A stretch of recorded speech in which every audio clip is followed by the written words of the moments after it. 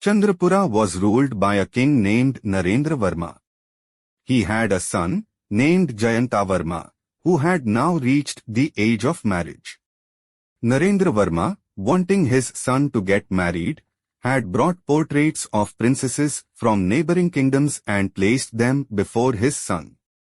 However, Jayantavarma declared that he would not marry any of those princesses and said, "I will marry a girl from our own land." The king was very happy with his son's decision.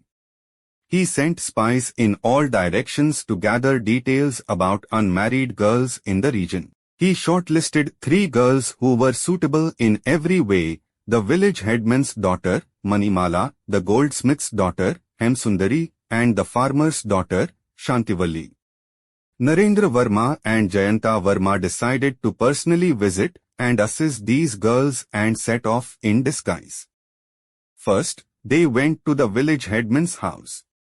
They introduced themselves as being sent by the king to select a suitable girl for the prince and mentioned that they would stay there for 2 days to learn about his daughter.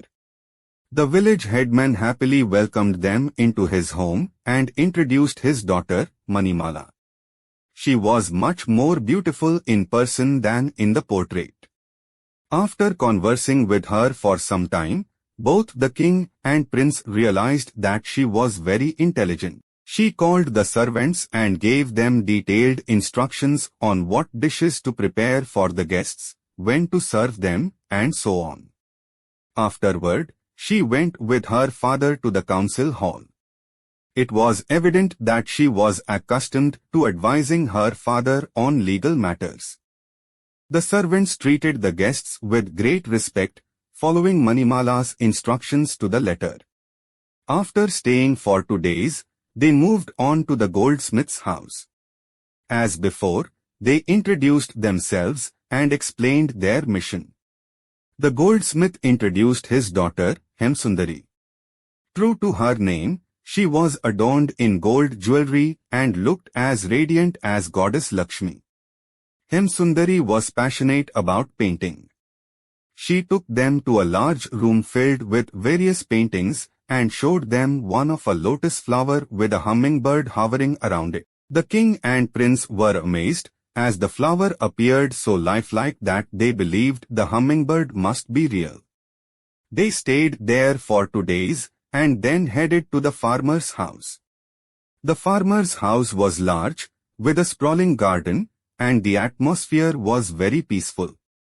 The farmer's daughter, Shantivalli, was calm and reserved, fitting her name perfectly. The women of the house were all engaged in household chores, while the workers were outside doing their tasks. She personally prepared meals for the guests and served them with great attention. After their visit, both the king and the prince returned to the palace. Narendravarma asked his son for his opinion. "Father, Hemsundari is highly skilled in painting, but she lacks awareness of social issues. Therefore, she is not suitable to be a queen. As for Shantivalli, her modesty and proficiency in household tasks are admirable. Had I not been the prince, I would have married her. To rule a kingdom, one must understand how to manage people and delegate tasks. I do not like the idea of her wanting to do everything herself. Now, coming to Manimala, she knows how to treat guests, solve people's problems and, most importantly, knows how to delegate tasks efficiently. She has the intelligence to adapt situations to her advantage. Therefore, I will marry Manimala." Hearing this, Narendravarma happily arranged for the wedding of his son, Jayantavarma, with Manimala.